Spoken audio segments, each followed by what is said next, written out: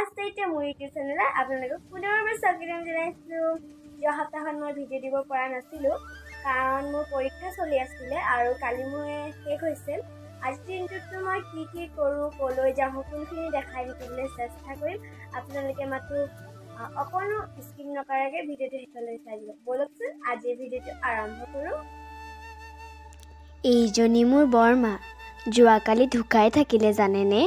মনটো বেয়া হোৱাৰ কাৰণে ডান্সৰ ক্লাছলৈকে আহিলোঁ। ডান্সৰ ক্লাছৰ পৰা আহি অকণমান ৰিহাৰ্চেল কৰি ল'লোঁ।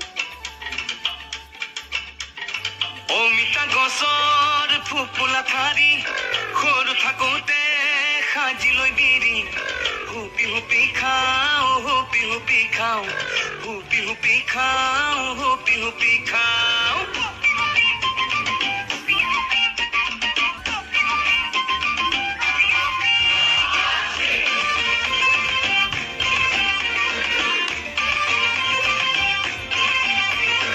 অমিতা গছৰ ফুপুলা ঠাৰি সৰু থাকোঁতে সাজিলৈ বিৰি হুপি হুপি খাওঁ হুপি হুপি খাওঁ হুপি।